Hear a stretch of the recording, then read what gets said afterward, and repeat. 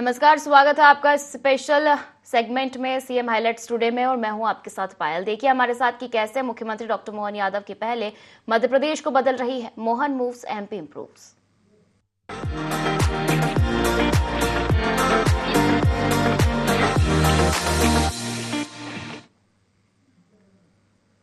और चलिए शुरुआत करते हैं आज की बड़ी और महत्वपूर्ण खबर से, जहां मुख्यमंत्री डॉक्टर मोहन यादव ने स्वतंत्रता संग्राम सेनानी गोपाल कृष्ण गोखले जी की पुण्यतिथि पर श्रद्धांजलि अर्पित की। मुख्यमंत्री डॉक्टर मोहन यादव ने कहा कि स्वतंत्रता सेनानी गोपाल कृष्ण गोखले जी की पुण्यतिथि पर विनम्र श्रद्धांजलि अर्पित करता हूं। उन्होंने शिक्षा और कौशल के माध्यम से आत्मनिर्भरता को विकास के लिए आवश्यक बताया और युवाओं को सदैव प्रेरित किया। उनके ओजस्वी विचार हमारे हमेशा मार्गदर्शन करते रहेंगे।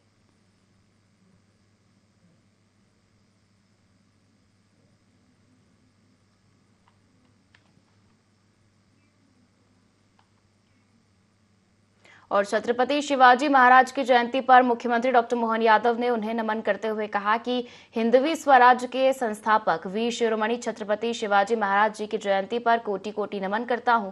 उन्होंने अभूतपूर्व पराक्रम, शौर्य और युद्ध कौशल से अखंड भारत का संकल्प साकार किया और मां भारती के स्वाभिमान के लिए जीवन समर्पित कर दिया। उनका जीवन युवाओं को प्रेरित करता रहेगा।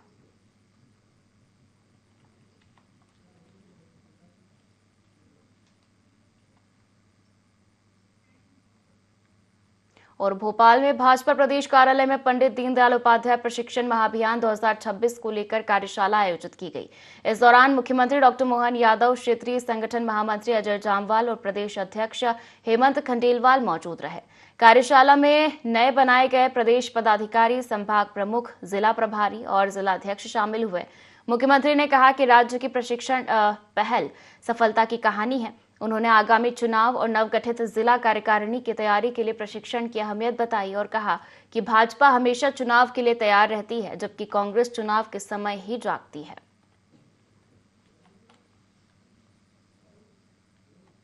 हमने अपने प्रशिक्षण के कार्यक्रम को लेकर के नई तरह से पुनः जब नई बाडी बन रही है, जिले बाडियां बन रही है, तो ये प्रशिक्षण का कार्यक्रम संपन्न हुआ। मैंने सबको बधाई दी। भविष्य में फिर स्थानीय निकाय के चुनाव होने वाले हैं, पंचायत के चुनाव होने वाले, सहकारिता और बाकी आगे विधानसभा लोकसभा के चुनाव भी आ रहे हैं। ऐसे में हमारे संगठन का ये तंत्र लगातार इसी प्रकार से आगे बढ़ता रहता है और इन प्रशिक्षण के बलबूते पर ही हमारे राज्य से सौभाग्य की बात है कि यहाँ प्रधानमंत्री तक हमारे राज्य से निकल करके देश और दुनिया के सामने अपनी एक पहचान बनाते हैं। गर्व की बात है, स्वर्गीय अटल बिहारी वाजपेयी जी ग्वालियर से निकल करके जनसंघ के जमाने से बाद के दौर में दुनिया ने देखा कि लोकतांत्रिक रूप से कितना एक सफल व्यक्तित्व के रूप में उनको जाना जाता है। इसी प्रकार से अलग अलग मंत्री, मुख्यमंत्री, सब कार्यकर्ताओं के प्रशिक्षण के बाद के उनके स्वरूप को दुनिया जानती है, लेकिन प्रशिक्षण के अंदर कितने प्रकार से काम करते हैं ये उसका उदाहरण है। देखिए, कांग्रेस तो हमेशा झूठ बोलो आगे बढ़ो इसी भाव से चलती है और कांग्रेस के झूठ को जनता जानती है, इसलिए चुनाव में आकर के कांग्रेस को इसकी मुंह की खाना। तो ना ये भगवान के हुए, ना समाज के हुए, ना संसार में बाकी कांग्रेस अपने स्वार्थ के लिए जानी जाती है। कांग्रेस का काम मैदान में कम, हंगामे में ज्यादा है। इसलिए कांग्रेस लगातार नकारात्मकता की राजनीति के कारण से देश भर में पतन की तरफ जा रही। हमने अपने और भोपाल में बीजेपी के पंडित दीनदयाल उपाध्याय प्रशिक्षण महाअभियान 2026 को लेकर आयोजित कार्यशाला में सीएम डॉक्टर मोहन यादव शामिल हुए।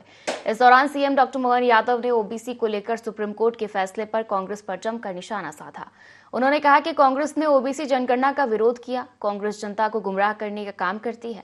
कांग्रेस संघर्ष को बढ़ावा देती है। उन्होंने कहा कि कांग्रेस न राम की हुई और न ही समाज की। कांग्रेस के लिए स्वार्थ सर्वोपरि है।